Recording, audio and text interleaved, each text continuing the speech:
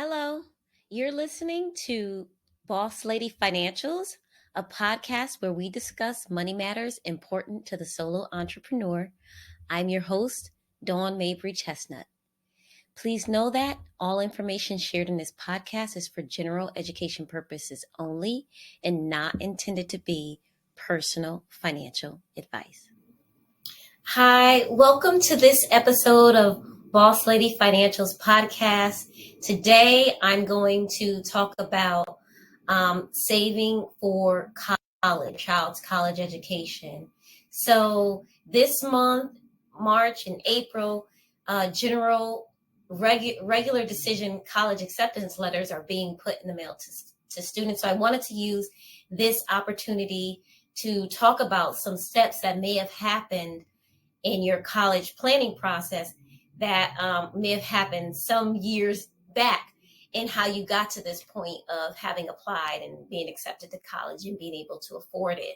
So one of the things I always like to talk to parents about when we start talking about saving for college for their child is stressing the importance of making sure they prioritize their long-term financial needs. And I stress that point because while well-intentioned of a parent wanting to pay for their child's college education, all parents want to help their children as best as they can and to make sure they get a better head start in life than they may have had.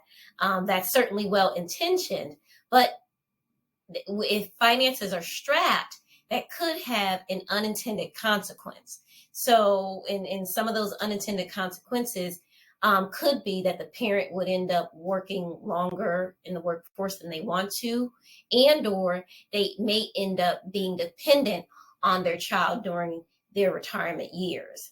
So I like to stress that when I talk to parents when we're talking about saving for college education. So with that said, there's a lot that goes into when we're actually talking about the actual saving for college. There's a lot that goes into that. And I have a second video. It's kind of a treat of this episode. I've never done a 2-video episode before, but I really thought this would be a really good time to showcase the software I use when I work with clients that helps them to think through some of those decisions they need to make around planning to pay for their child's college education. So how much can we afford to give, if anything? And how do we go about saving that in the most tax efficient way? And what are some of the tax benefits of using some of these education savings tools and resources that the government has provided? So in our video, we're going to talk about that. And as I wrap up this video, I just want to say that when I talk to clients about prioritizing their long-term financial needs, I'm not just talking about retirement. I am also talking about long-term care needs and also estate planning needs. So those types of expenses, though way off into the future, the distant future, they require planning, just like college funding college does. They require advanced planning now. So making sure all of those things, retirement, long-term care planning, and estate planning, are all taken care of before we start putting money away for our child's college education. So with that, I hope you enjoy the walkthrough of the software, that video. Take care. So I want to be able to show you here very quickly in the software that I use in my financial planning business, how I would go about helping a client think through how they might want to save for their child's college education, if that's what they wanted to do. So here this is in my software package. I would just open up a college profile here with the child. This is just a tutorial. I would normally have the kid's name there, but I'm just going to leave it here. It's very generic. And so it's very simple. So here, I just had this here, but let's just say we're going to change it to my alma mater. Okay, so you put in the school that your child, if your child happens to know exactly what school they want to attend, you can actually put in the exact name of the school here. You can say whether it's in state or out of state. Let's just say this is out of state. And it'll list out here all the different fees and the total annual cost, estimated cost. And this is based on academic information from a couple of years ago, as you can see here. So again, this is just an estimate, and you could save it there. And you could put some other information in here, the child's name, when they're going to start, likely age 18, and likely end age 21, for 4 years. And if you didn't want to do a specific college, you can just do an automated. You can pick a sort of national average here, and they have options for public school, 2-year, 4-year, out of state, in state, and private, and up to master's degree. So if the parent wanted to go back to school as well, there's some planning the software can do, but we're speaking about a child. So let's just go back to a public out of state 4-year. And if you happen to know that your child might be getting certain grants or scholarships, you can put that amount here. And if they're going to be borrowing some money to go to school, because not every family is able to pay the full ride for their child, so you may want to add, and it may end up being more than this, and I can zero this out or put whatever amount there, but let's just say the parents only wanted to give have a total of $10,000. So here's what we would do. We would save all of that information, and that would be that. So then we would go to here, this screen. This is the education tab, and it's going to update, hopefully, the information that I just put in.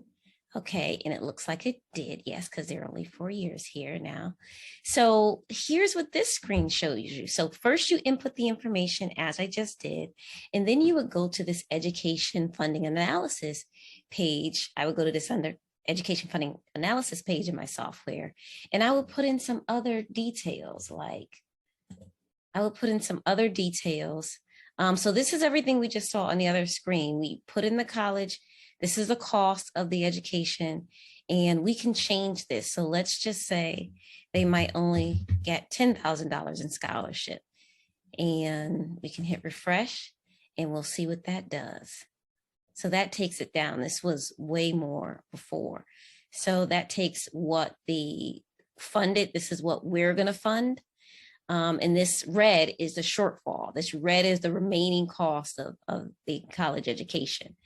So here you can play around, and you can put in different amounts.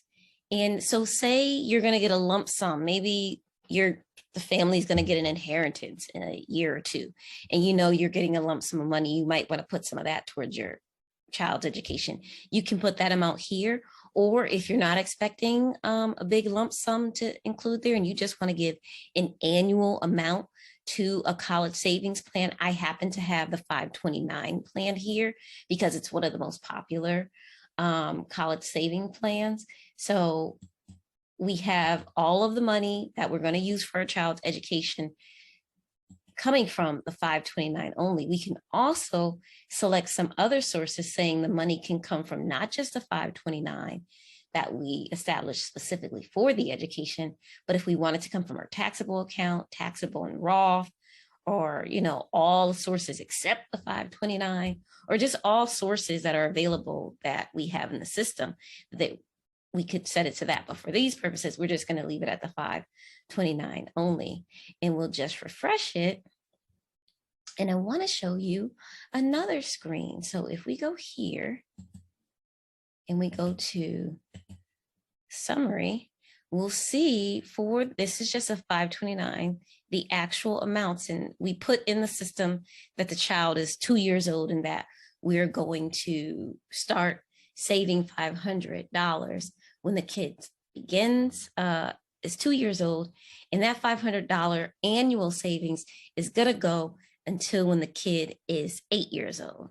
And so what's so cool about this is we can see every year how much the 529 would have grown provided all goes as we expect with the stock market, but potentially this is what the returns would be every year. And so from age 2, when we start the 500 and say something happens and we're not able to continue that all the way through the time when the child is 18 and actually goes, we still have a good chunk of change from only having put, I think this is about 3,500 here into the system, into the 529. By the time the child is 18, if everything goes according to how we would like the stock market to go, you'll have about $10,000 there. So you have a good chunk of change to help